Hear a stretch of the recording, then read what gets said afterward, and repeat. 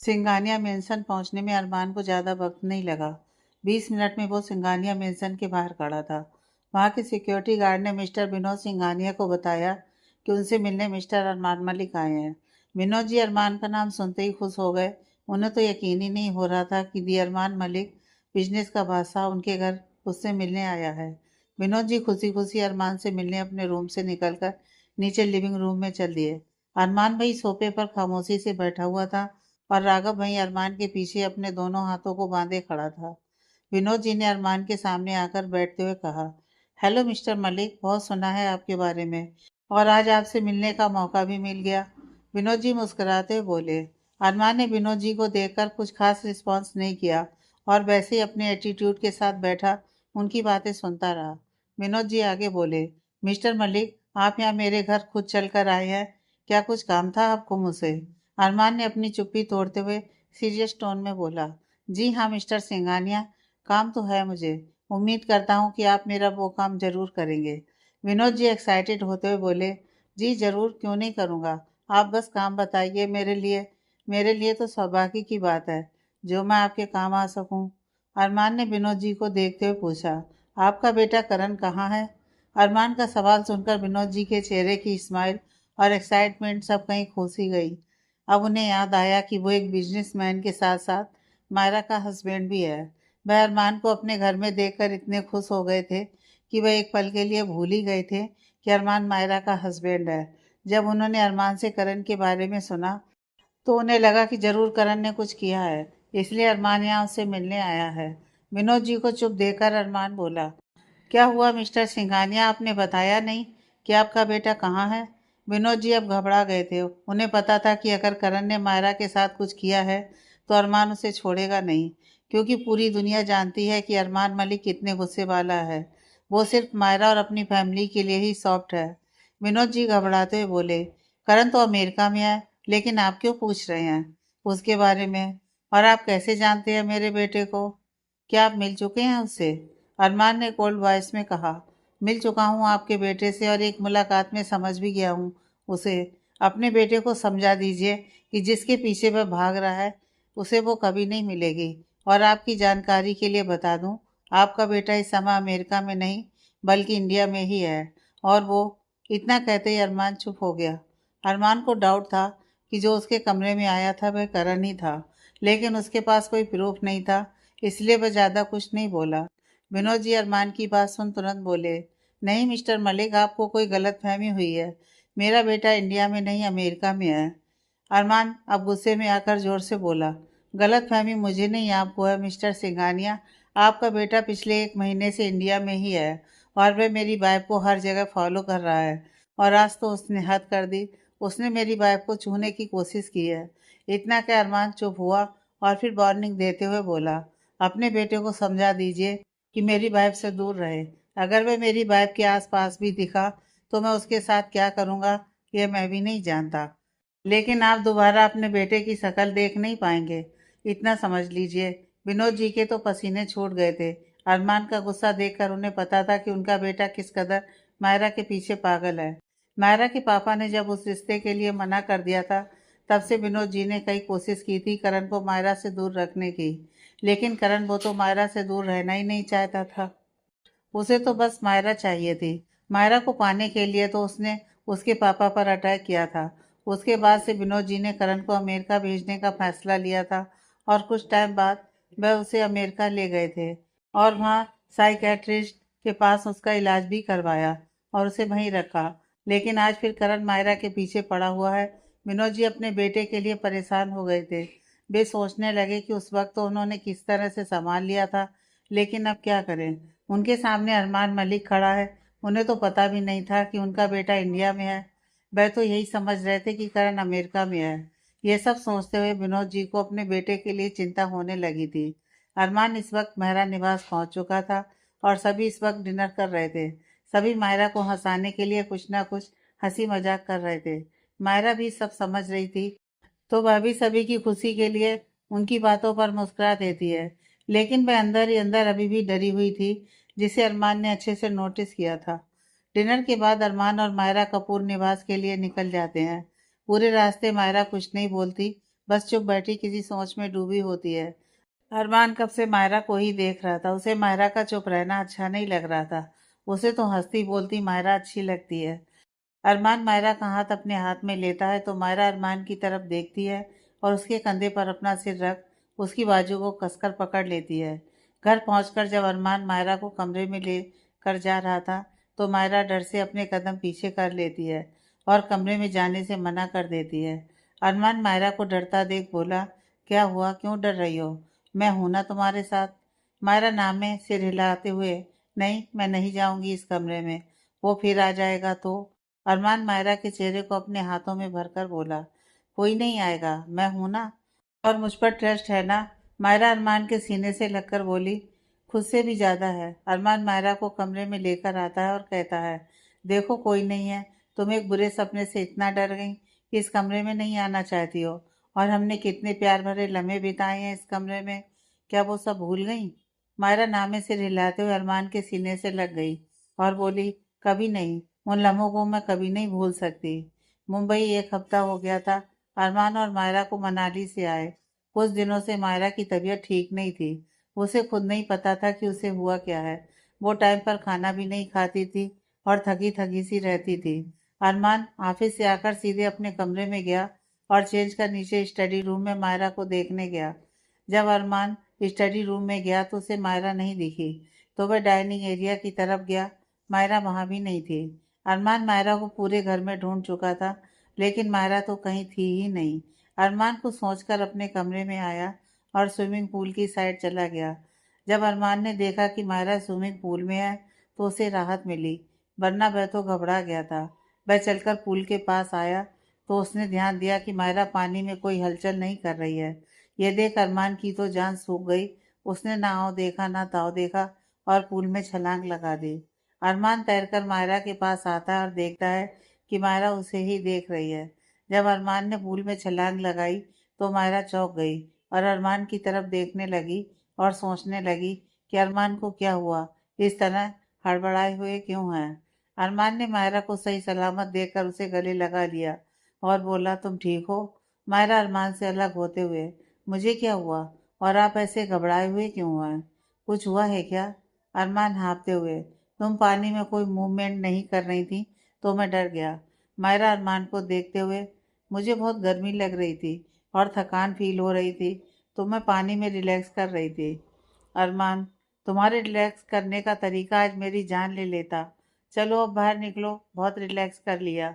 Myra change करके room में आती है और एसी टेम्परेचर लो करके बेड पर लेट जाती है। अरमान भी चेंज कर रूम में आता है तो देखता है मायरा बेड पर पेट के बल लेटी हुई है। अरमान मायरा के पास बैठकर उसके सिर को सहलाते हुए बोला, उठो और इन बालों को ड्रायर से सुखा लो, तब तक मैं खाना लेकर आता हूँ। मायरा लेटे हुए ही बोली, मुझे भूख नहीं है, आप खा लीजिए, और मुझे नहीं सुखाने बाल, ऐसे गीले रहने दीजिए, ठंडा ठंडा सा अच्छा लग रहा है। अरमान मायरा को उठाकर बिठाते हुए, जान तुमने एसी का टेम्परेचर कितना लो किया हुआ है, ऊपर से गीले बाल, तुम्हें ठंड लग जाएगी, और खाना क्यों नहीं खाना? मायरा वापस से बेड पर लेटते हुए, अरमान मुझे बहुत गर्मी लग रही है और मुझे कुछ नहीं खाना, प्लीज़ मुझे सोने दीजिए, बहुत नींद आ रही है। और अरमान भी मायरा को कुछ नहीं कहता है क्योंकि कुछ दिनों से मायरा ऐसे ही कर रही थी। वह खाना ना के बराबर ही खाती थी। अरमान उसे फोर्सफुली खिला देता तो वह उल्टी कर देती थी, इसलिए अरमान ने उसे ज़्यादा फोर्स नहीं किया और खुद नीचे जाकर खाना खाने लगा। खाना खाने के बाद अरमान कमरे में वापस आता है तो अरमान को कमरे में ठंडा का एहसास होता है। कमरा बहुत ज़्यादा ठंडा हो रखा था क्योंकि मायरा ने एसी का टेम्परेचर बहुत लो किया हुआ था। अरमान एसी का टेम्परेचर नॉर्मल कर मायरा को ब्लैंकेट उड़ाता है और उसे अपनी बाहों में लेकर सो जाता है।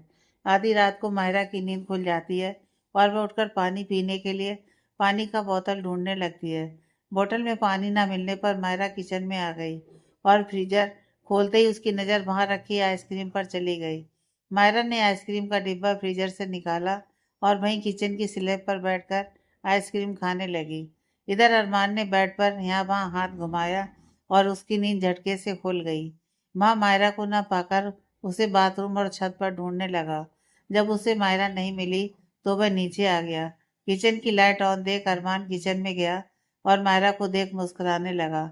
मायरा किचन की स्लैब पर बैठी थी और चम्मच से भर भर कर आइसक्रीम खा रही थी। ये देख अरमान ने अपना गला साफ किया तो मायरा आइसक्रीम खाते खाते रुक गई और उसके मुंह में चम्मच वैसे ही अटक गई। और अरमान उसके पास आते हुए बोला, तुम्हें तो कुछ भी खाने का मन नहीं था? मायरा मुंह से चम्मच निकाल कर उसे चाटते हुए, तब नहीं था लेकिन अब है।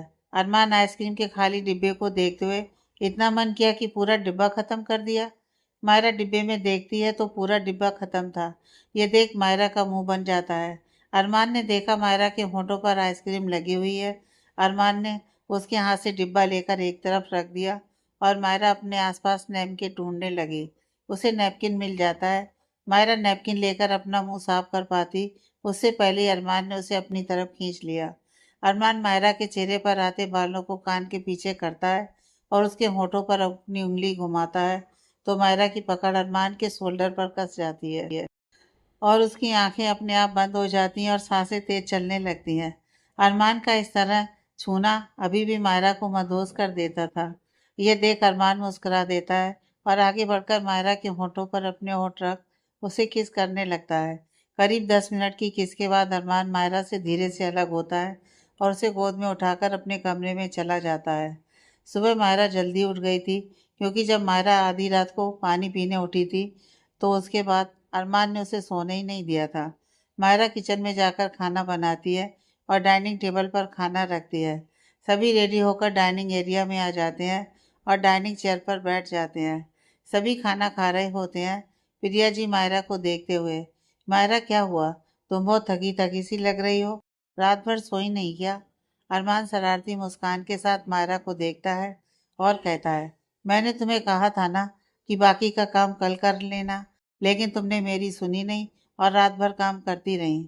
मायरा अरमान को घूर कर देखती है जो स्माइल करते हुए अपनी एक आंख बिंग कर देता है। अरमान की बात सुन प्रिया जी बोली, बेटा इतना भी काम में बिजी मत रहा करो कि रेस्ट करना ही भूल जाओ। खाना खाने के बाद थोड़ा रेस्ट कर लेना। शाम को मेहंदी वाली आएगी तो तुम मेहंदी लगवा लेना। मायरा प्रिया जी को देखते हुए, मम्मा मेहंदी क्यों लगानी है? प्रिया जी, क्योंकि कल करवा चौथ है। तुम्हारा और सिया का पहला करवा चौथ है। कल सारा दिन तुम्हें भूखे प्यासे रहना होगा। कर पाओगी तुम? मायरा जी मम्मा मैं कर लूंगी। भाभी को देखा है मैंने करवा चौथ करते हुए, तो मुझे पता है कि क्या होता है। प्रिया जी मुस्कुराते हुए, आज सिया और सामर्थ वापस आ रहे हैं तो शाम को वो सभी यहीं आ रहे हैं। मायरा खुश होते हुए, क्या सिया आ रही है? प्रिया जी मुस्कुराते हुए हाँ में सिर हिलाती हैं। सभी खाना खाने के बाद अपने अपने कामों में लग जाते हैं और मायरा अपने कमरे में सोने चली जाती है। शाम के 4 बज रहे थे और मायरा अभी तक सो रही थी। प्रिया जी ने लंच के लिए मायरा को उठाया तो वो उठी नहीं। तो प्रिया जी को लगा शायद ज़्यादा थक गई है इसलिए नहीं उठ रही है। तो प्रिया जी ने उसे और सोने दिया। अरमान ने भी कई फ़ोन किए मायरा को, लेकिन मायरा ने उसका फ़ोन रिसीव नहीं किया।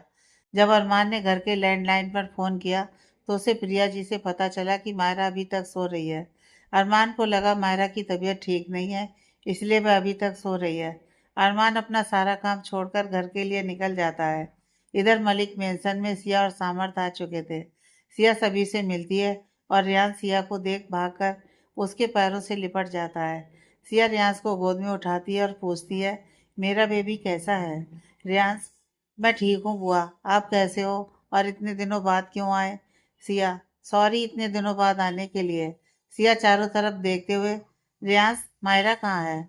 रियांश, बुआ गुलाबो तो सो रही है।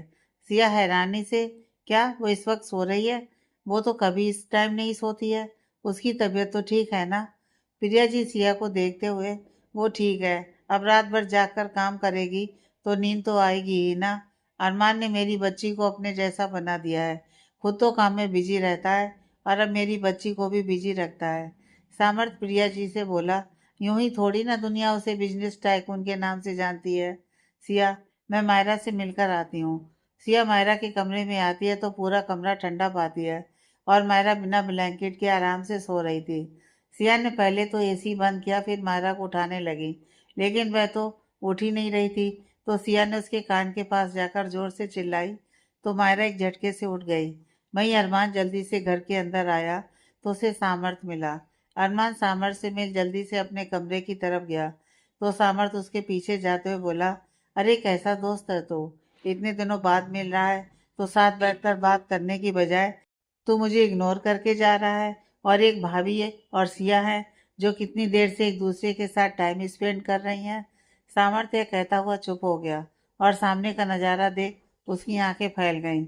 जब सामर्थ अरमान से बातें करते हुए उसके पीछे जा रहा था, तब तक अरमान कमरे तक पहुंच जाता है और कमरे का दरवाज़ा खोलता है तो कमरे की हालत और सिया और मायरा का पिलो फाइट करता देख दोनों हैरानी से देखते ही रह जाते हैं। अरमान अंदर आते हुए, ये क्या कर रही हो तुम दोनों, और कमरे की क्या हालत बना रखी है। सिया और मायरा लड़ना बंद करके कमरे में अपनी नजरें घुमाकर देखती हैं, जहाँ हर जगह पिलो का कॉटन पिलो से निकलकर फैला हुआ था। दोनों को पता ही नहीं चला कि पिलो फाइट करते वक्त का पिलो फट गया और ये सब हो गया। मायरा मासूम सा मुंह बनाकर बोली, सॉरी, वो हमें पता ही नहीं चला। मायरा की मासूम सी शक्ल देख अरमान को उस पर बहुत प्यार आता है और वो मायरा के पास जाकर उसका माथा और गाल छूकर पूछता है, तुम्हारी तबीयत तो ठीक है ना? तुम इतनी देर तक सो रही थी तो मैं घबरा गया। मायरा अरमान को देखते हुए, मैं ठीक हूँ, मुझे कुछ नहीं हुआ। सामर्थ मायरा और सिया को देखते हुए बोला, आप दोनों लड़ क्यों रहे थे? सिया मायरा को देखते हुए, पहले इसने शुरुआत की थी। मायरा सिया के पास आते हुए, पहले तूने शुरू किया था। फिर सामर्थ को देखते हुए बोली, आपको पता है मैं सो रही थी और इतने जोर से मेरे कान में चिल्लाई कि मुझे लगा आज मैं बहरी ही हो जाऊंगी। सिया, हाँ तो इतनी देर से कितने प्यार से उठा रही थी तुझे, लेकिन मजाल है जो तू उठ जाए। कुंभकर्ण की तरह सो रही थी, फिर मुझे जैसा सही लगा मैंने वैसा उठा दिया। मायरा ने सिया को पकड़ना चाहा तो सिया सामर्थ के पीछे छुप गई और जीभ निकालकर मायरा को चिढ़ाने लगी। तभी वहाँ एक सर्वेंट आता है और उन चारों को नीचे आने का बोलकर वापस चला जाता है। सिया मायरा से, अब जल्दी फ्रेश होकर नीचे आ जा। ये कह सिया और सामर्थ रूम से बाहर चले जाते हैं। मायरा बाथरूम में जाने लगती है तो अरमान उसका हाथ पकड़कर अपने पास खींच लेता है और उसे कमर से पकड़कर बोलता है, क्या हुआ है तुम्हें? कुछ दिनों से देख रहा हूँ ठीक से खाती पीती भी नहीं हो और थकी थकी सी रहती हो। तबीयत ठीक है ना तुम्हारी? अगर नहीं तो हम डॉक्टर के पास चलते हैं। मायरा अरमान को घूरते हुए, वो तो आपकी वजह से थकी हुई थी मैं। कल रात सोने नहीं दिया आपने, पूरी रात परेशान किया। और सुबह क्या कह रहे थे मम्मा को? कि मैं रात भर काम कर रही थी। ये क्यों नहीं कहा कि आपने मुझे सोने नहीं दिया? अरमान मुस्कुराकर मायरा को और मजबूती से पकड़कर बोला, उसे परेशान करना नहीं प्यार करना बोलते हैं मेरी जान। मायरा खुद को अरमान से छुड़ाने की कोशिश करते हुए, छोड़िए मुझे नीचे सब वेट कर रहे हैं। अरमान मुस्कुराते हुए, एक शर्त पर। मायरा, ऐसी शर्त? अरमान, मुझे किस चाहिए तभी मैं तुम्हें छोड़ूंगा। मायरा, आपको तो बस मौका चाहिए होता है मुझे परेशान करने का। अब छोड़िए मुझे। अरमान, पहले किस करो फिर छोड़ूंगा। Myra, okay fine. अरमान मुस्कुराकर मायरा को देखता है और उसे अपने बेहद करीब कर लेता है। मायरा अरमान के होठों की तरफ बढ़ती है, तभी उसे अजीब सा फील होता है और वह अरमान को धक्का देकर उससे दूर हो जाती है और वो अपने मुंह पर हाथ रख अरमान से खुद को छुड़ाकर बाथरूम में भाग जाती है। अरमान मायरा को ऐसे भागता देख कुछ समझ नहीं पाता और वह भी बाथरूम में उसके पीछे चला आता है और देखता है मायरा बाथ बेसन पर झुककर उल्टियाँ कर रही है। अरमान मायरा के बालों को एक हाथ से पकड़ता है और दूसरे हाथ से उसकी पीठ को रब करता है। मायरा अपना चेहरा पानी से धोती है और बाथरूम से बाहर आ जाती है। अरमान टॉवल से मायरा का चेहरा पोंछता है और कहता है, तुम अभी मेरे साथ डॉक्टर के पास चल रही हो। मायरा अरमान को देखते हुए, मुझे कुछ नहीं हुआ अरमान, आप खामखा परेशान हो रहे हैं। वो तो मैंने कुछ खाया नहीं है, शायद इस वजह से उल्टी हुई है। मुझे कहीं नहीं जाना। अरमान गुस्से से, क्या तुमने सारा दिन कुछ नहीं खाया? सुबह भी तुमने ठीक से नहीं खाया और फिर अब? बस बहुत हुआ तुम्हारे नखरे खाने को लेकर। अब से तुम टाइम पर खाना खाओगी और कोई ज़रूरत नहीं है कल फास्ट रखने की। मायरा हैरानी से अरमान को देखते हुए, क्या मैं फास्ट नहीं रखूंगी? अरमान, ये मेरा पहला करवा चौथ है, प्लीज़ आप मना मत कीजिए। मैं अपने खाने पीने का ध्यान अच्छे से रखूंगी। मायरा ने रिक्वेस्ट करते हुए कहा, लेकिन अरमान तो अपनी बात से टस से मस नहीं हुआ। मायरा ने बहुत ट्राई किया अरमान को मनाने को, लेकिन अरमान माना नहीं। अब मायरा को गुस्सा आ गया था तो उसने अरमान को खुद से दूर धकेलते हुए कहा, मैं ज़रूर फास्ट रखूंगी। यह कह मायरा नीचे सभी के पास चली जाती है। मेहंदी वाली आ चुकी थी और सिया मेहंदी लगवा रही थी। मायरा भी मेहंदी लगवाने बैठती है तो प्रिया जी बोली, मायरा पहले तुम कुछ खा लो, तुमने लंच भी नहीं किया था। मायरा का मन अभी नहीं था कुछ खाने का, वो मना करने के लिए जैसे ही बोलने वाली थी, तभी अरमान उसके सामने वाले सोफे पर आकर बैठ जाता है और उसे ही घूरने लगता है। अरमान को अपने सामने देख मायरा ना नहीं बोल पाती है। इतने में प्रिया जी ने मायरा के आगे फ्रूट से भरा प्लेट रख दिया। फ्रूट से भरा प्लेट देख मायरा ने मुंह बना लिया, लेकिन कुछ बोल नहीं पाई, क्योंकि सामने अरमान बैठा उसे ही देख रहा था। मायरा प्लेट लेकर फ्रूट खाने लगी। सामर्थ ने देखा कि अरमान मायरा को घूर रहा है और मायरा अपनी नज़र झुकाए फ्रूट्स खा रही है। सामर्थ अरमान के पास जाकर बैठता है और उससे पूछता है, ऐसे क्यों घूर रहा है तू मेरी भाभी को? क्या हुआ? अरमान को ध्यान आता है कि क्यों ना वह सामर्थ से ही मायरा की तबीयत के बारे में पूछे। तो अरमान सामर्थ को देखते हुए, कुछ पूछना है तुझसे? सामर्थ, हाँ पूछ, क्या पूछना है? अरमान, कुछ दिनों से मायरा अजीब बिहेव कर रही है। उसे गर्मी बहुत लगती है, टाइम पर खाना नहीं खाती, और अगर खाएगी तो स्पाइसी खाना खाएगी, और थक भी बहुत जल्दी जाती है। सामर्थ अरमान की बातें सुन बोला, कोई बात नहीं, कल भाभी को हॉस्पिटल ले आना, चेकअप कर लेंगे, और तू टेंशन मत ले, सब ठीक है। हो जाता है कभी कभी ऐसा। सामर्थ की बात सुन अरमान को थोड़ा रिलैक्स फील होता है, वरना वो तो बहुत घबरा गया था। मायरा ने भी मेहंदी लगवा ली थी। सामर्थ की फैमिली भी आती है, सभी साथ बैठकर डिनर करते हैं। सामर्थ सिया को खाना खिलाता है और अरमान मायरा को। खाना खाते वक्त मायरा ने एक बार भी अरमान की तरफ नहीं देखा था, क्योंकि वो अरमान से नाराज थी और अरमान उसकी नाराजगी समझ रहा था। खाने के बाद सुमन जी और प्रिया जी मायरा और सिया को सरगी देती है। कुछ देर सभी बातें करते हैं, फिर सामर्थ और उसकी फैमिली अपने घर चली जाती है। अगले दिन मायरा अरमान के साथ हॉस्पिटल अपना चेकअप कराने आई थी, और वो बहुत खुश भी थी, क्योंकि अरमान ने उसे फास्ट रखने की परमिशन दे दी थी, और सुबह 4 बजे उठकर खुद उसके लिए खाना बनाकर उसे अपने हाथों से खिलाया था। इसलिए मायरा भी अरमान की बात मानकर हॉस्पिटल चेक करवाने आ जाती है। सारे टेस्ट करवाने के बाद मायरा और अरमान घर आ जाते हैं। रिपोर्ट मिलने में काफ़ी वक्त लगना था, और मायरा इतनी देर हॉस्पिटल में रहना नहीं चाहती थी, तो अरमान अपने ऑफिस का एड्रेस देकर आ जाता है। शाम के 7 बजे मायरा तैयार हो चुकी थी। आज मायरा ने रेड कलर की हैवी साड़ी पहनी हुई थी और बालों की चोटी की हुई थी, जो उसकी कमर से भी नीचे तक आ रही थी, और बालों में रेड फ्लावर वाली एक्सेसरी लगाई हुई थी। गले में मंगलसूत्र, कानों में झुमके, माथे पर बिंदी और रेड लिपस्टिक, मांग में भरा सिंदूर, हाथों में रची मेहंदी और रेड एंड गोल्डन कलर की चूड़ियां, साथ में कंगन, जो प्रिया जी ने सगाई में मायरा को पहनाई थी। मायरा मिरर के सामने खड़ी थी। अरमान ने मायरा को पीछे से अपनी बाहों में भरकर मिरर से मायरा को देखते हुए कहा, बहुत खूबसूरत लग रही हो। मायरा मिरर में से अरमान को देखते हुए, आपने जो तैयार किया है, खूबसूरत तो लगूंगी ही। अरमान मायरा को बेड पर बिठाते हुए, बस एक चीज रह गई है। मायरा सवालिया नजरों से, क्या? अरमान ड्रेसिंग टेबल के ड्रॉर से पायल निकाल कर लाता है और मायरा के कदमों में बैठकर उसे पायल पहनाकर उसके पैरों को चूम लेता है। आज अरमान ने खुद अपने हाथों से मायरा को तैयार किया था। अरमान एक एक चीज खुद चूज करके लाया था, कपड़ों से लेकर बिंदी तक। अरमान अपनी पसंद की हर चीज लाया था। मायरा को भी अरमान की लाई हर चीज पसंद आती थी। दोनों की पसंद काफी हद तक एक जैसी थी।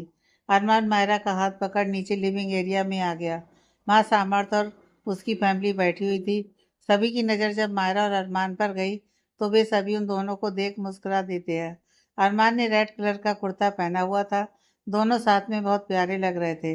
दादी ने आगे बढ़कर दोनों की नज़र उतारी और कहा, बहुत सुंदर लग रहे हो दोनों। फिर मायरा के गालों को छूते हुए बोली, मायरा, तुम तो कुछ ज़्यादा ही सुंदर लग रही हो। मायरा दादी को देखते हुए मुस्कुराकर बोली, दादी सुंदर तो लगूंगी ही, आपके पोते ने जो तैयार किया है। सामर्थ अरमान के पास आते हुए अरमान से बोला, यार तूने बताया नहीं कि तूने ब्यूटिशियन का काम शुरू कर दिया है। अरमान सामर्थ को घूर कर देखते हुए, मेरी छोड़, तू बता तूने अपनी वाइफ के लिए क्या किया है।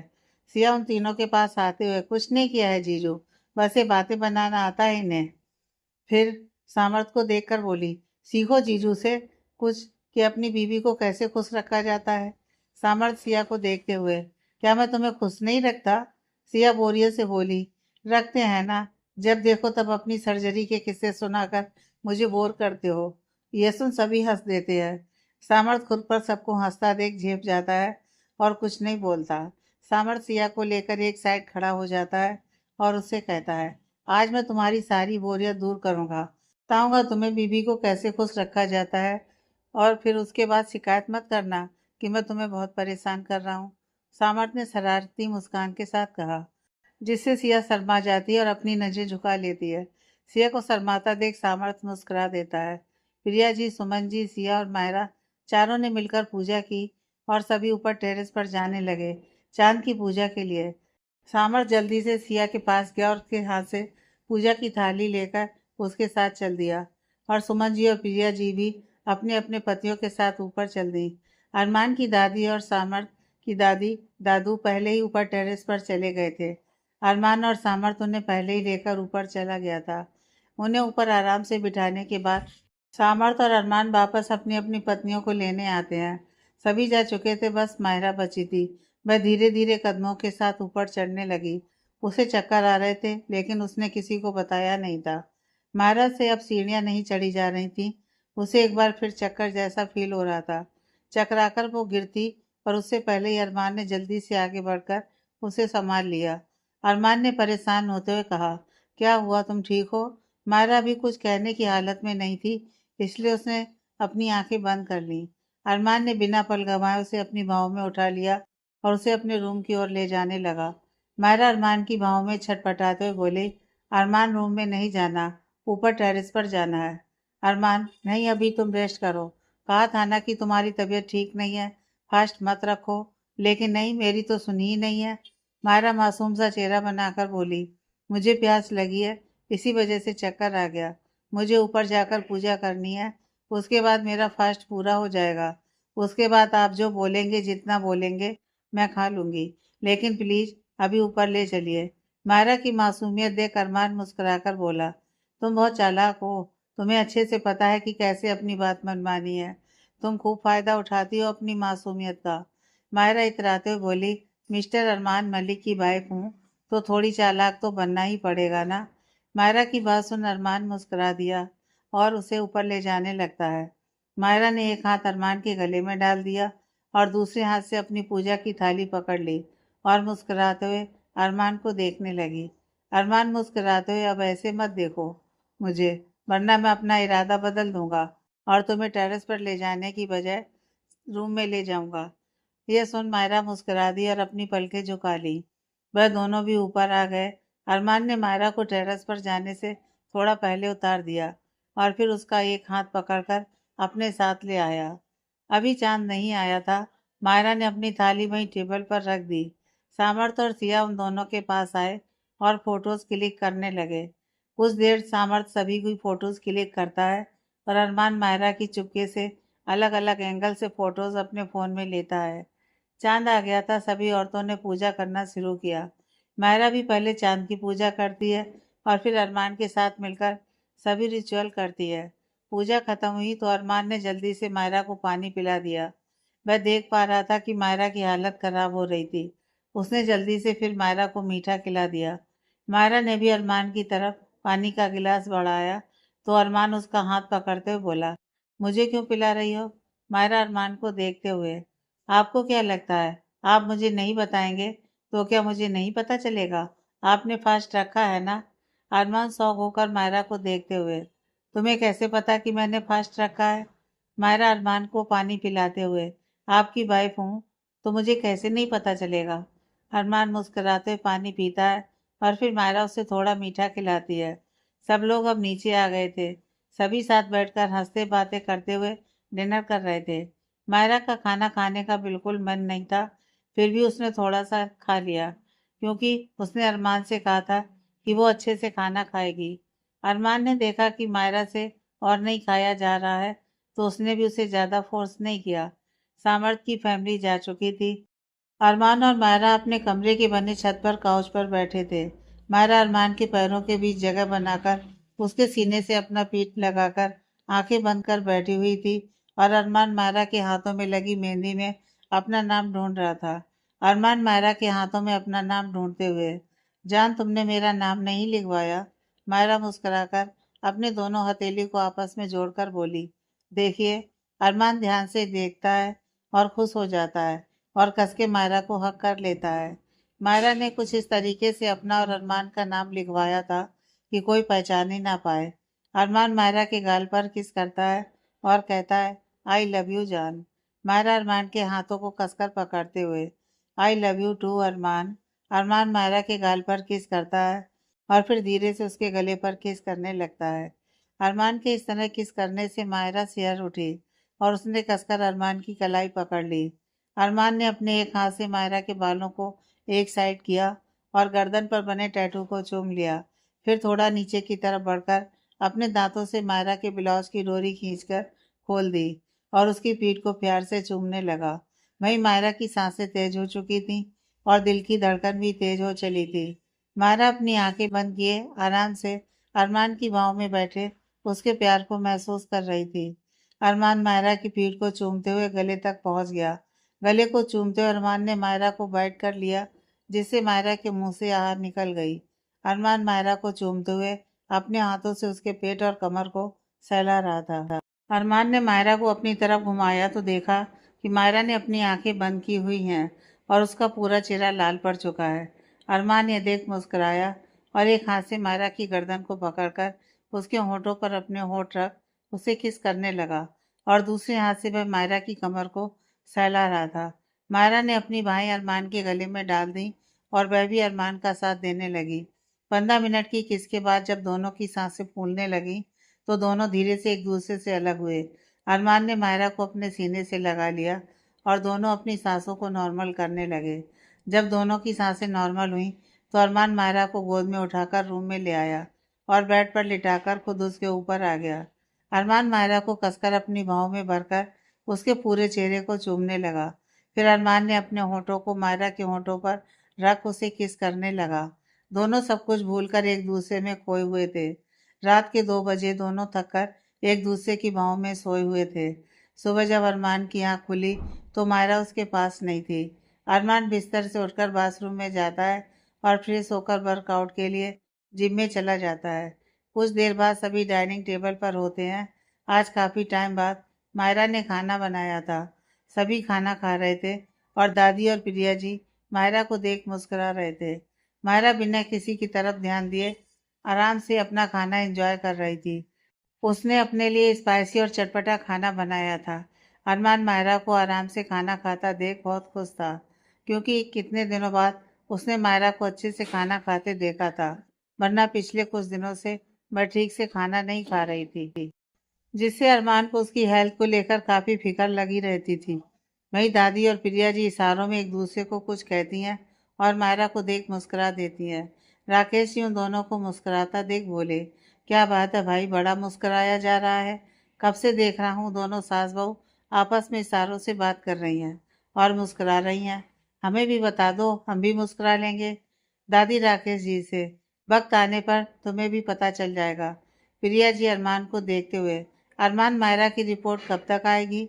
अरमान खाना खाते हुए, आज आ जाएगी मॉम। सभी खाना खाने के बाद अपने अपने कामों में लग जाते हैं। अरमान मायरा से मिलकर चला जाता है।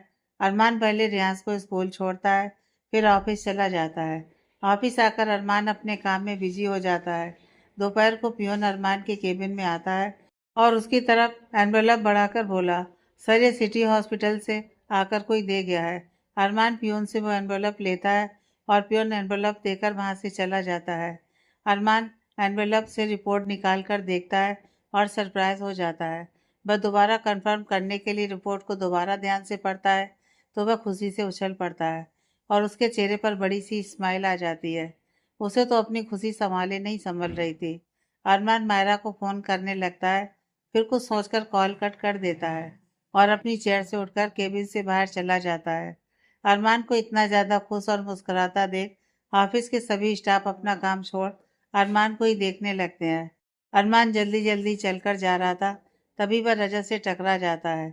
अरमान रजत को देखकर बोला, सॉरी सॉरी, वो मैंने देखा नहीं तुझे।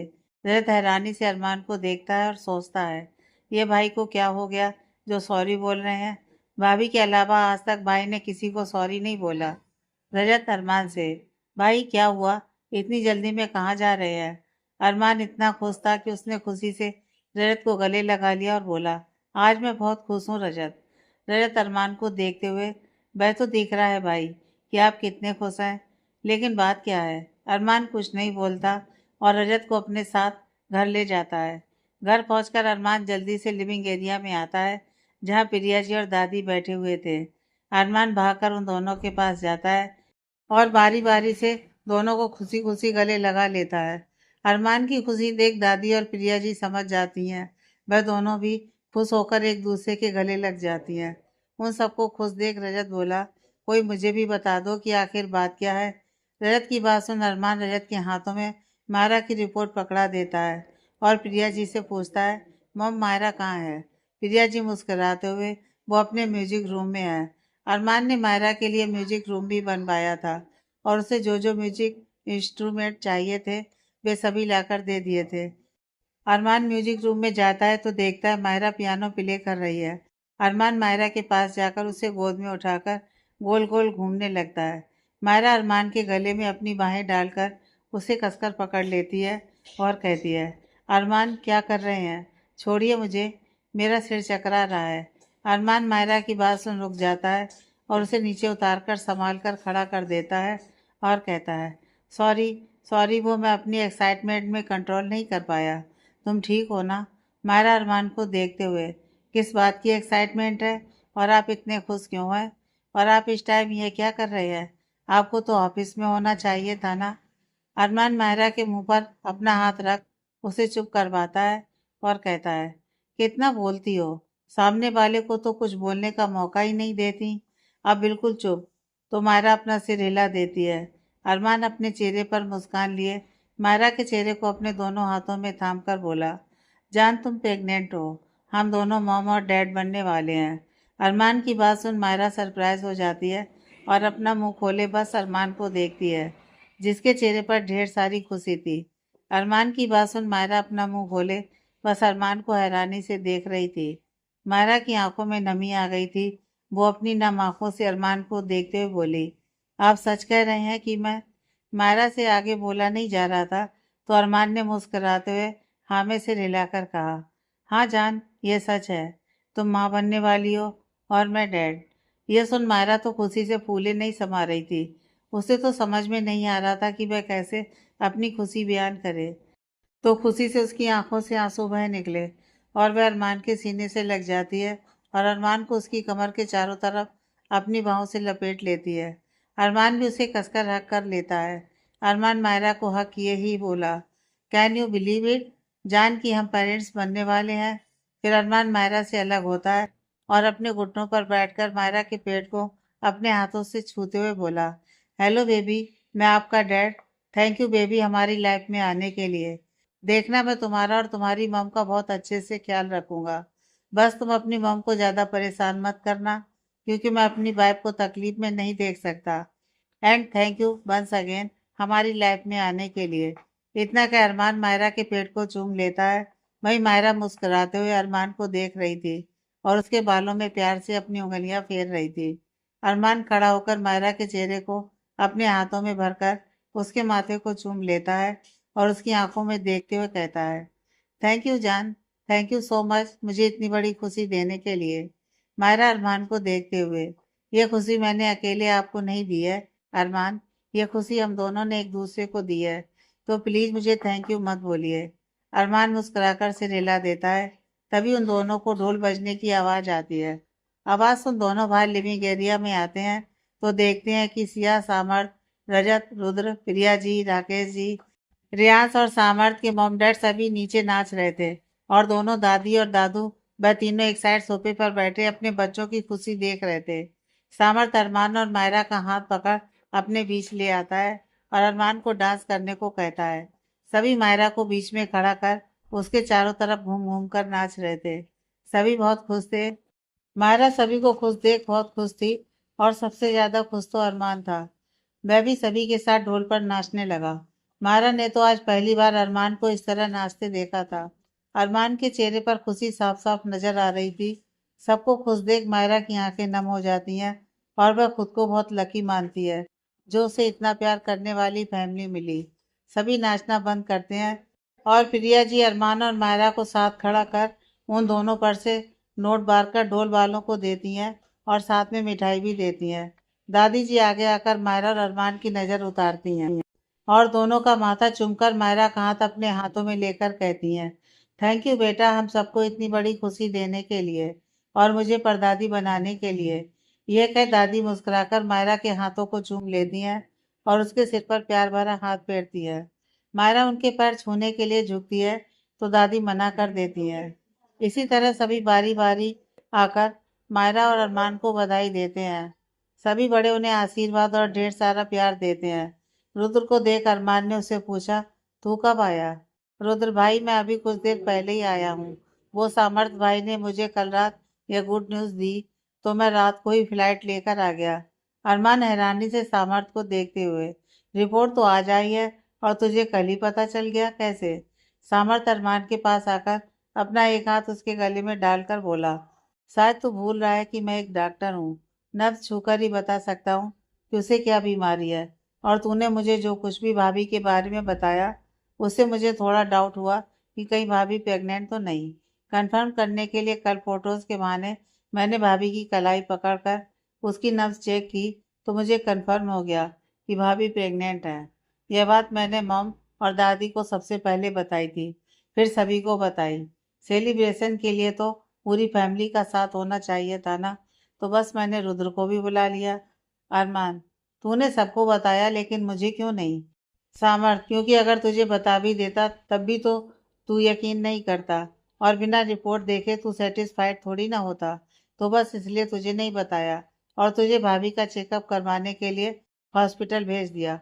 और हॉस्पिटल में मैंने पहले ही इन्फॉर्म कर दिया था कि वह भाभी का प्रेगनेंसी टेस्ट जरूर करें। अरमान, इसका मतलब मुझे और मायरा को छोड़कर सभी को यहाँ पता था कि मायरा प्रेग्नेंट है? सामर्थ, सबको नहीं, हमारे दोनों डैड और रजत को छोड़कर, और मनाली में भी किसी को नहीं पता। सिया मायरा को साइड हक करते हुए, जब से मुझे पता चला है कि मैं मौसी बनने वाली हूँ तब से मैं खुशी से उछल रही हूँ। बड़ी मुश्किल से खुद को रोका हुआ था। सामर्थ बीच में बोलते हुए, पूरी रात ना खुश सोई है और ना मुझे सोने दिया है। बस सुबह होने का इंतजार कर रही थी कि कब सुबह हो और ये आपके पास आ सके। सुबह से भी अभी तक मैंने इसे बड़ी मुश्किल से रोका हुआ था क्योंकि मैं चाहता था कि ये न्यूज़ आपको पहले अरमान दे। सामर्थ ने मायरा को देखते हुए कहा, लंच टाइम था तो सभी साथ बैठकर लंच करते हैं। लंच के बाद सामर्थ और उसकी फैमिली चले जाते हैं। सिया मायरा के पास ही रुक जाती है। अरमान भी ऑफिस के लिए निकल जाता है। अरमान का मन तो नहीं था ऑफिस जाने का, लेकिन उसकी अर्जेंट मीटिंग थी तो मायरा उसे धक्के देकर ऑफिस भेज देती है। रियाज मायरा से, गुलाबो, हमारे घर छोटा बेबी आएगा। तो मायरा मुस्कुराकर रियाज को गोद में बिठाती है और उसके गाल पर किस करती है और हाँ से रिलाती है। रियाज, गुलाबो, मुझे छोटी सिस्टर चाहिए। स्कूल में मेरे सभी फ्रेंड्स के पास छोटी सिस्टर है, बस मेरे पास ही नहीं है, तो मुझे भी अपने लिए छोटी सिस्टर चाहिए। प्रिया जी उनके पास आते हुए, हाँ, और रियाज कोई नहीं बल्कि हमें भी छोटी मायरा चाहिए जो बिल्कुल तुम्हारी जैसी प्यारी हो। प्रिया जी की बात सुन मायरा मुस्कुरा देती है। कुछ देर सभी आने वाले बच्चे को लेकर ढेर सारी बातें करते हैं। शाम के वक्त मायरा को किसी मीटिंग के लिए जाना था। ये मीटिंग कल होनी थी, लेकिन एक क्लाइंट को इमरजेंसी में कल इंडिया से बाहर जाना था, तो यह मीटिंग कल की बजाय आज रखी गई थी। प्रिया जी और दादी जी ने भी मायरा को रोका नहीं, क्योंकि उन्हें पता था कि मायरा अपना और अपने बच्चे का अच्छे से ध्यान रखेगी और वह उसके काम में कोई दखल देना पसंद नहीं करते थे। मायरा रेडी होकर सिया के साथ निकल जाती है। पहले सिया को उसके घर छोड़ती है, फिर मीटिंग के लिए निकल जाती है। गाड़ी राघव ड्राइव कर रहा था। वह हमेशा मायरा के साथ ही रहता था। मीटिंग किसी रेस्टोरेंट में रखी गई थी, तो कुछ देर में मायरा वहां पहुंच जाती है और कॉन्फ्रेंस रूम की ओर चली जाती है और राघव वेटिंग एरिया में बैठ जाता है। मीटिंग रूम में जब मायरा आती है तो सभी उसकी तरफ देखते हैं और उसकी खूबसूरती में कहीं खो से जाते हैं। मीटिंग में कुछ लेडीज भी थी तो कुछ जेंट्स। मायरा सभी को गुड इवनिंग विश करती है तो मायरा की आवाज़ से वे सभी अपने होश में आते हैं और मीटिंग शुरू करते हैं।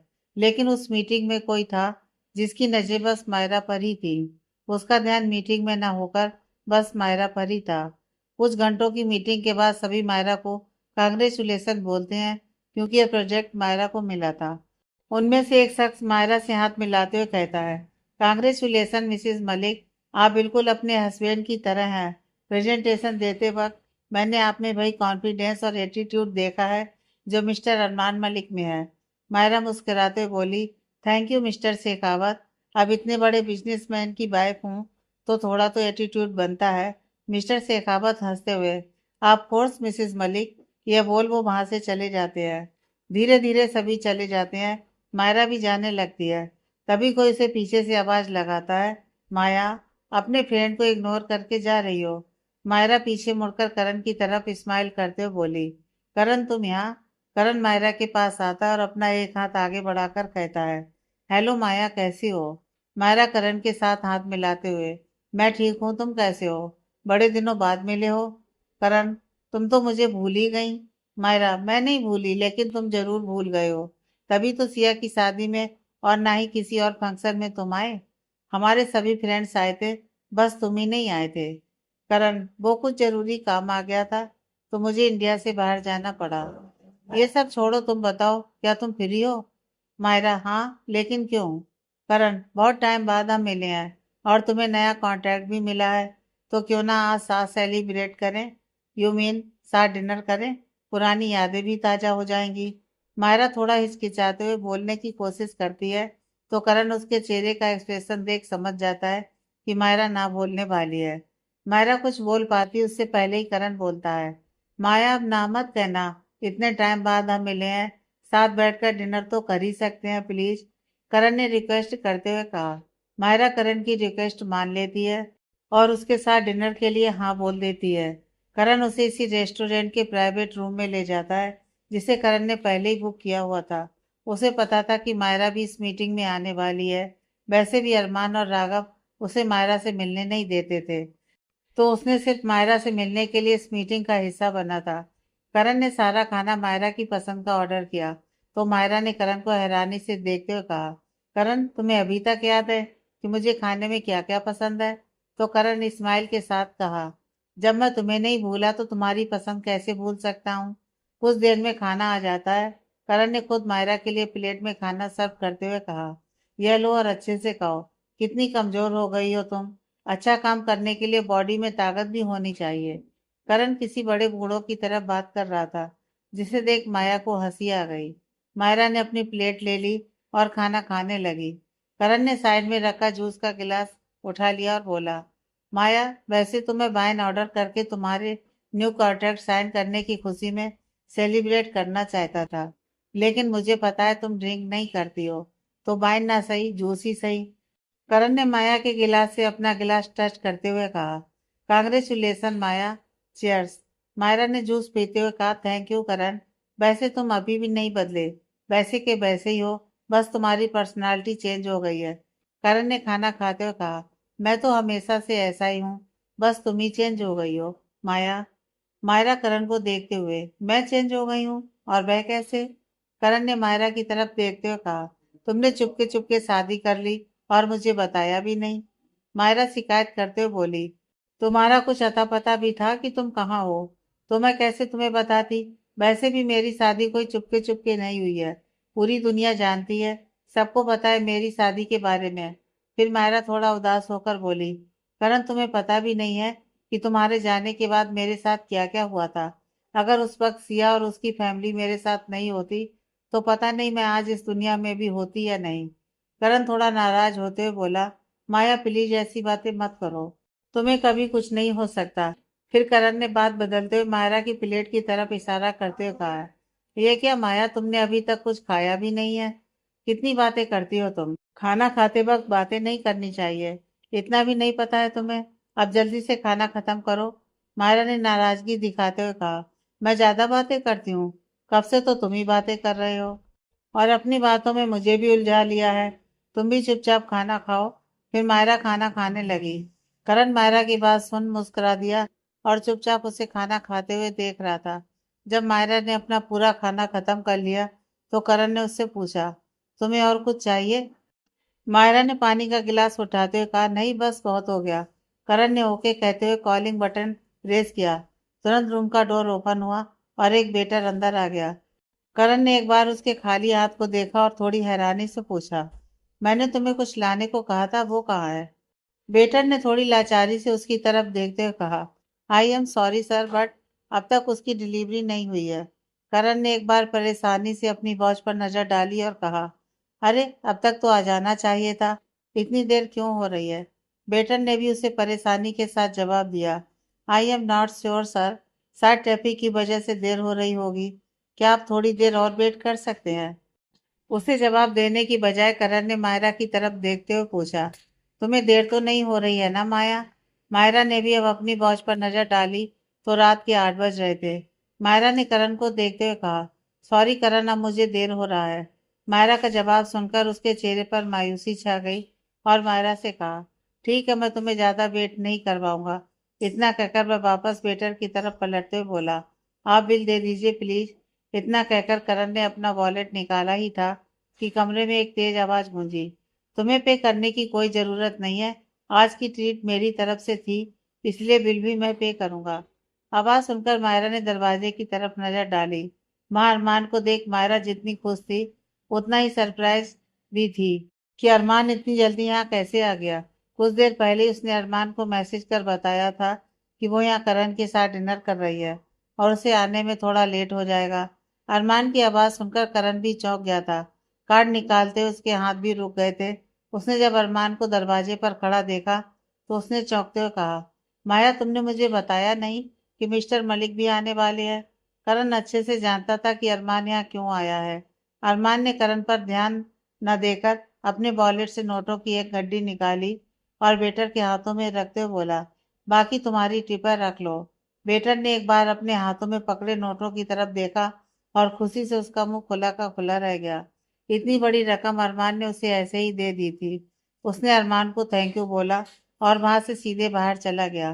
तेज कदमों के साथ चलते हुए अरमान अंदर आ गया और मायरा के करीब आते हुए उसने पूछा, तुम ठीक हो? खाना ठीक से खाया ना? मायरा भी अपनी जगह से उठकर उसके पास आ गई। उसने हाँ में अपना सिर हिलाते हुए पूछा, अरमान आप इतनी जल्दी यहाँ कैसे आ गए? अभी कुछ देर पहले ही तो मैंने आपको मैसेज किया था और आपका ऑफिस तो इस रेस्टोरेंट से दूर है। अरमान ने मुस्कुराते हुए अपना एक हाथ आगे बढ़ाकर मायरा के होठों के पास लगी सब्जी की ग्रेवी को साफ किया और बोला, मैं यहीं पास में किसी काम से आया था। काम फिनिश कर मैं घर ही जा रहा था, तभी तुम्हारा मैसेज आया, तो सोचा तुम्हें भी साथ लेते चलूं। सो अब हम घर चल सकते हैं। अरमान अपनी मीटिंग में था जब उसे राघव का कॉल आया और उसे ये पता चला कि करण मायरा के साथ है, तो वह अपनी मीटिंग बीच में ही छोड़कर उस रेस्टोरेंट की तरफ चल दिया। वह आधे रास्ते तक ही पहुंचा था कि उसे मायरा का मैसेज आता है। करण इन सबसे पूरी तरह चिढ़ रहा था। आज उसे कितने टाइम बाद मायरा के साथ टाइम स्पेंड करने को मिला था और अरमान ने उसके इस मूवमेंट में अपनी टांग अड़ा दी थी। करण ने नाराजगी से अरमान से पूछा, मिस्टर मलिक आप यहाँ क्या कर रहे हैं? अरमान ने फाइनली एक मुस्कान के साथ करण को देखा और कहा, थैंक यू मिस्टर सिंघानिया, मेरी वाइफ को अच्छे से डिनर करवाने के लिए। मेरी वाइफ को न्यू कॉन्ट्रैक्ट मिलने की खुशी में आज की ट्रीट मेरी तरफ से। मायरा ने सरप्राइज होते हुए अरमान की तरफ एक नज़र डाली और बोली, अरमान आपको कैसे पता कि यह कॉन्ट्रैक्ट मुझे मिला है? अरमान मुस्कान के साथ मायरा को देखता है और कहता है, क्योंकि मुझे पहले ही पता था कि ये कॉन्ट्रैक्ट तुम्हें ही मिलेगा। तुमने इतनी मेहनत जो की थी इस कॉन्ट्रैक्ट के लिए। वहीं दूसरी तरफ करण की गुस्से से मुट्ठियां कस गई थी। उसे अरमान का मायरा के इतने करीब आना बर्दाश्त नहीं हो रहा था। अब अरमान ने करण पर एक नज़र डाली तो देखा कि करण को कितना गुस्सा आ रहा है उसके यहाँ आने से। मायरा ने करण की तरफ देखा जो टेबल की तरफ देख रहा था। करण को चुप देख मायरा ने कहा, करण आई एम सॉरी, मैं अब और नहीं रुक सकती, मुझे अब घर जाना होगा। मायरा के जाने की बात सुन करण को ऐसा लग रहा था कि उसका दिल हजारों टुकड़ों में टूटकर बिखर गया हो। उसे मायरा का जाना बिल्कुल अच्छा नहीं लग रहा था। उसने खुद के गुस्से को कंट्रोल करते हुए कहा, इट्स ओके माया, बट तुम मेरी फ्रेंड हो। फ्रेंड होने के नाते तुम मुझे सपोर्ट तो कर ही सकती थी ना। मैं तुम्हें ट्रीट देना चाहता था लेकिन मिस्टर मलिक ने मुझे वो भी नहीं करने दिया। मायरा को कुछ समझ ही नहीं आया कि वह उसे इस बात का क्या जवाब दे। मायरा को चुप देख अरमान के चेहरे की स्माइल और गहरी हो गई।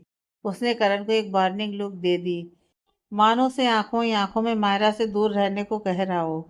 अरमान ने मायरा का हाथ अपने हाथों में लेते हुए कहा, लेट्स गो होम। मायरा ने करण को देखते हुए कहा, ओके करण, अब मुझे घर जाना चाहिए, मैं तुमसे फिर कभी मिलूंगी। अरमान मायरा के हाथों में अपना हाथ डाले रूम के दरवाजे तक आ गया था। फिर अचानक रुकते हुए उसने मायरा को देखा और बोला, जान, आई थिंक तुमने जो अभी अभी करण को बोला वह ठीक नहीं है। मायरा ने चौंकते हुए अरमान को देखा और कहा, क्या मतलब है? मैं कुछ समझी नहीं। अरमान ने पीछे मुड़कर करण पर नजर डाली और कहा, मैं समझाता हूँ। तुम्हें अब इनसे कहना चाहिए था कि तुम अब इनसे कभी नहीं मिलोगी। इतना कहकर अरमान ने मायरा का हाथ पकड़ा और तेजी से बाहर लेकर निकल गया। गुस्से के कारण करण का पूरा चेहरा लाल हो गया था। उसने टेबल पर अपना हाथ दे मारा। How dare you! अरमान ने जो अभी अभी कहा था उसका मतलब वह अच्छे से समझ चुका था, लेकिन वह इतनी आसानी से हार मानने वाला नहीं था। गुस्से से भरे उसके चेहरे पर अब एक हंसी आ गई थी और वो बोला, अरमान मलिक, तुम्हें क्या लगता है तुम जीत गए ना? इतनी आसानी से नहीं जीतने दूंगा तुम्हें। माया से तो मैं मिलकर ही रहूंगा और तुम मुझे कभी नहीं रोक पाओगे। कुछ देर तक उस प्राइवेट रूम में बैठे रहने के बाद करण वहां से बाहर निकल गया। जब वह लॉबी में पहुंचा तो उसने उस वेटर को भी वहां से गुजरते देखा, जो कुछ देर पहले बिल के लिए उसके पास आया था। उसके हाथ में फूलों का एक बुके था और ये वही बुके था जो करण ने स्पेशल ऑर्डर देकर मायरा के लिए मंगवाया था। वेटर के साथ वहाँ का और भी स्टाफ मौजूद था और वह सब आपस में बातें करते हुए चले जा रहे थे। करण उनके पीछे था, इसलिए उन सबको उसकी मौजूदगी का पता ही नहीं चला। करण ने आगे बढ़कर उनसे अपने फ्लावर्स के बारे में पूछना चाहा, लेकिन उन सबकी बातचीत सुनकर उसके कदम रुक गए। एक स्टाफ ने अफसोस जाहिर करते हुए कहा, यार कितने सुंदर फूल है और इतने महंगे भी हैं, पर अफसोस इन्हें डस्टबिन में फेंकना पड़ रहा है। वेटर ने भी अपनी लाचारी जाहिर करते हुए कहा, अब मैं भी क्या करता, ये फूल तो कब के डिलीवर हो गए थे। और जैसा कि मिस्टर सिंघानिया ने कहा था, मैं इन फूलों को उस मैम के पास भिजवाने भी वाला था, लेकिन उससे पहले ही मिस्टर अरमान मलिक मिल गए। उन्होंने ही मुझसे कहा था कि मैं इन फ्लावर्स को मैम के पास ना भेजूं। एक दूसरे स्टाफ मेंबर ने हैरानी से कहा, और तुमने उनकी बात मान ली? और अगर मिस्टर सिंघानिया नाराज हो गए तो? वेटर ने जवाब दिया, अब अरमान सर इतने बड़े आदमी हैं और हमारे रेगुलर कस्टमर भी हैं, मैं उनकी बात कैसे टाल सकता था। उन्होंने ही मुझे ये कहा था कि मैं जाकर कह दूं कि फूलों की डिलीवरी अभी तक नहीं हुई है। दूसरे स्टाफ ने हंसते हुए पूछा, अगर वो डिलीवर होने तक रुक जाते तब क्या होता? वेटर ने सारी बातों को एक्सप्लेन करते हुए कहा, वो अरमान सर ने सेम टू सेम ऐसा ही बुके का ऑर्डर किया था और उन्होंने कहा था कि अगर करण सर अपने बुके के वेट करने की बात करें तो उन्हें अरमान सर के ऑर्डर किया हुआ बुके दिया जाए, ये वाला नहीं। अब करण को सारी बातें समझ आ गई थी कि क्यों इतनी देर पहले ऑर्डर देने के बावजूद उसका बुके टाइम पर डिलीवर नहीं हुआ था। उसे अरमान पर इस वक्त बहुत गुस्सा आ रहा था। अरमान मायरा को लेकर गाड़ी के पास आ गया था, जहाँ राघव पहले से ही खड़ा उनका इंतजार कर रहा था। अरमान ने उसे मायरा की गाड़ी लेकर घर जाने को कहा और खुद मायरा को लेकर अपनी गाड़ी में बैठ गया। अरमान मायरा की सीट बेल्ट लगाते हुए बोला, और कुछ खाना है तुम्हें? मायरा ने अरमान की तरफ देखते हुए कहा, नहीं मुझे कुछ नहीं खाना। फिर थोड़ा रुककर बोली, बस एक चीज़ खानी है। अरमान ने मुस्कुराते हुए मायरा को देखा और बोला, आइसक्रीम? मायरा हैरानी से, आपको कैसे पता कि मुझे आइसक्रीम खानी है? अरमान अपने हाथों से मायरा के गाल को छूते हुए बोला, मुझे पता है कि मेरी बीवी और बेबी को क्या चाहिए। मायरा मुस्कुराकर अरमान के हाथों को पकड़कर चूम लेती है। अरमान गाड़ी स्टार्ट कर चल पड़ता है। कुछ ही मिनटों में दोनों आइसक्रीम शॉप के अंदर होते हैं। वहाँ बैठने का भी अरेंजमेंट था, जहाँ कुछ कपल्स बैठे आइसक्रीम खा रहे थे। अरमान खाली जगह देख मायरा को वहाँ चेयर पर बैठाकर खुद आइसक्रीम लेने चला जाता है। मायरा पूरे शॉप में अपनी नज़रें घुमा दी तो उसे एक छोटी सी बच्ची दिखती है, जो करीब 6 या 7 महीने की होगी। साथ वाले टेबल पर एक कपल अपनी छोटी सी बच्ची के साथ बैठे आइसक्रीम खा रहे थे और अपनी बेटी को भी खिला रहे थे। मायरा उस बच्ची को देखकर मुस्कुरा रही थी, जो आइसक्रीम खाते वक्त अजीब अजीब से मुंह बना रही थी और आइसक्रीम उसके चेहरे पर जगह जगह लग चुकी थी। उसकी हरकतें देख उसके मम्मी पापा को हंसी आ रही थी और वह दोनों अपनी बेटी के साथ खेल रहे थे। अरमान आइसक्रीम लेकर मायरा के पास बैठता है और उसे मुस्कुराता देख बोला, किसे देखकर मुस्कुरा रही हो? तो मायरा अरमान को उस बच्ची की तरफ देखने का आंखों से इशारा करती है। अरमान भी उन तीनों को देख ऐसे मुस्कुरा देता है, फिर मायरा की तरफ देखकर कहता है, कुछ महीनों बाद हम भी अपनी बेटी के साथ ऐसे एंजॉय करेंगे। यह कह अरमान मुस्कुराते हुए मायरा को आइसक्रीम खिलाता है। मायरा आइसक्रीम खाते हुए, बेटी ही क्यों, बेटा क्यों नहीं? अरमान मायरा को देखते हुए, क्योंकि मुझे बेटी चाहिए, वो भी बिल्कुल तुम्हारी जैसी, क्यूट सी। मायरा मुस्कुराते हुए, बेटा हो या बेटी, बस उसकी आंखें आपकी जैसी होनी चाहिए। अरमान मुस्कुराते हुए मायरा के करीब आकर उसकी आंखों में देखते हुए, क्यों? अरमान जानता था कि मायरा को उसकी आंखें बहुत पसंद है, लेकिन फिर भी वह मायरा के मुंह से सुनना चाहता था। मायरा अरमान की आंखों में देखते हुए, क्योंकि मुझे आपकी आंखें बहुत पसंद है, और जब भी मैं आपकी आंखों में देखती हूँ तो मैं इनमें कहीं खो सी जाती हूँ। दोनों एक दूसरे की आंखों में खोए हुए थे। तभी उनके कानों में उस बच्ची की हंसने की आवाज़ आती है, जो अपने मम्मी पापा के साथ खेलते हुए हंस रही थी। उसके हंसने की आवाज़ से दोनों अपने सेंस में वापस आते हैं और अपने चारों तरफ देखते हैं, तो वहाँ आसपास बैठे कपल्स उन्हें ही देख मुस्कुरा रहे थे। मायरा देख शर्मा जाती है और कसकर अपनी आंखें बंद कर अपना चेहरा दूसरी तरफ कर लेती है और धीरे से बोलती है, मैं भी अरमान के साथ रह रहकर उनकी जैसी बेशरम हो गई हूँ। इतना भी ध्यान नहीं दिया कि हम पब्लिक प्लेस में बैठे हैं। वही अरमान मायरा को ऐसे देख मुस्कुरा देता है और उसका चेहरा अपनी तरफ करते हुए कहता है, जान तुम इतना शर्मा क्यों रही हो? अपने पति को ही तो देख रही थी। मायरा अरमान से नजर फेरते हुए, मुझे घर जाना है। अरमान मुस्कुराते हुए आइसक्रीम की तरफ इशारा करते हुए, चलेंगे, पहले इसे तो ख़त्म कर लो। मायरा आइसक्रीम का डिब्बा अपने हाथों में लेकर उठते हुए, मैं गाड़ी में बैठकर खा लूँगी, अब चलिए। मायरा को बहुत शर्म आ रही थी, क्योंकि वहाँ जितने कपल्स थे वे सभी मुस्कुराते उन दोनों को ही देख रहे थे। मायरा वहाँ से निकलकर गाड़ी में जा बैठती है। ये देख अरमान हंस देता है। कुछ देर बाद अरमान मायरा के पास आता है। अरमान मायरा को गुलाब का फूल देते हुए बोला, this is for you my love. Bouquet को देख मायरा के चेहरे पर बड़ी सी मुस्कान आ गई।